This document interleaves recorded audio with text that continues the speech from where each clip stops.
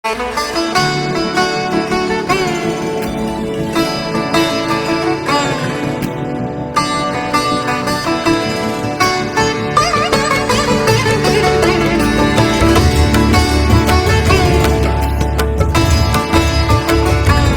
वालेकुम नाज़रीन, आज़ाद डिजिटल के साथ मोहम्मद अशरान है।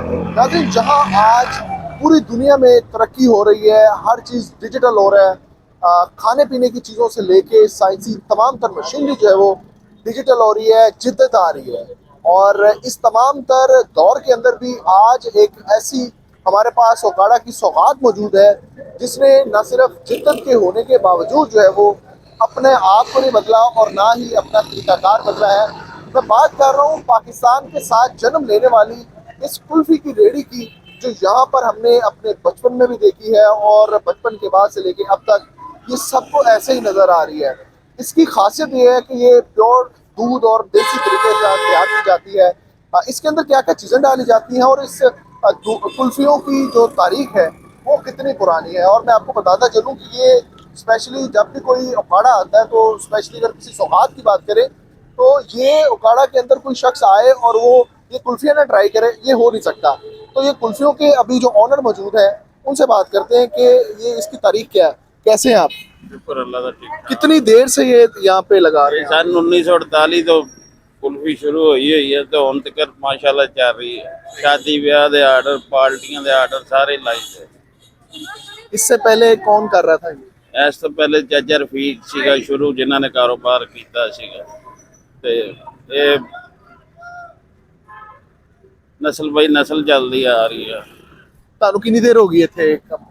मैनू 7-8 साल हो गए थे, बाकी मेरे तो पहले थे। अच्छा, मुझे बताएं कि बड़ी मशहूर है पूरे पंजाब के अंदर।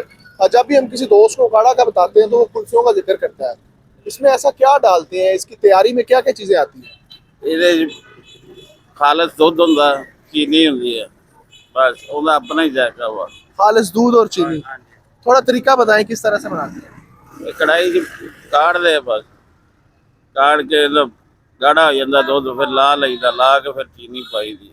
अच्छा, वैसे आजकल खालिस दूध मिल जाता है? हाँ जी, चुआई का दुध लैके आईदा, खालस दुध जेड़ा होंदा ना वो लैके आईदा।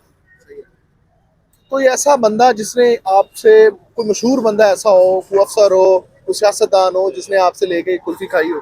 ਸਾਡੇ ਕੋਲ ਚੋਰੀ ਸ਼ਦਾਦ ਸਿਆਸਤਦਾਨ ਉਹ ਵੀ ਆਂਦੇ ਆ, ਡਾਕਟਰ ਜਿੰਨੇ ਆਪਣੇ ਉਕਾੜੇ ਦੇ ਬਾਹਰਲੇ यूरोप दिक्कर कंट्रियां दे जेडे बाहर गए ने वो भी खान आते। कोई 35 साल बाद आ रहा वा, कोई 30 साल बाद, कोई 25 साल बाद। इतो फैमिलियां आंदियां कुल्फी खान, अपनी मेमोरीज को रिकॉल करते हैं। अच्छा, अभी हमने देखा है कि बहुत एडवांस किस्म की आइसक्रीम्स भी आ गई हैं और भी मीठे में बहुत सारे ही हमने देखा है कि माचा, कॉफीज और पता नहीं क्या क्या चल रहा है। लेकिन ये जो टेस्ट है, ये स्पेशल लोग हैं सिर्फ चखने वाले, या उसका रश ऐसे का वैसा? ये स्पेशल है, ये टेस्ट अपना ही है।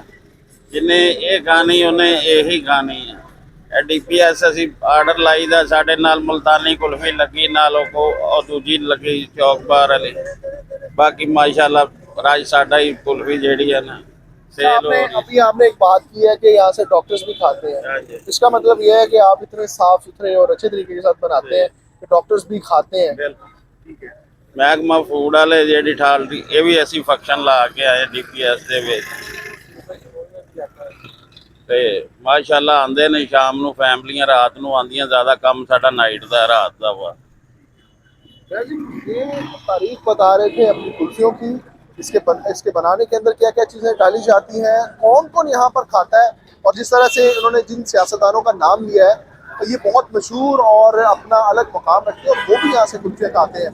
सबसे बड़ी बात है कि जब कोई यहाँ से वापस आता है उकाड़ा कुछ देर के बाद, तो वो कह रहे हैं कि यहाँ पर आके जो है वो इस चीज़ को ट्राई लाजमी करती है, क्योंकि उनकी यादें इसमें बसती हैं और इसका एक टेस्ट जो है वो उसके लिए बहुत ज़्यादा जो है वो यहाँ पर आकर इसको इंजॉय किया जाता है।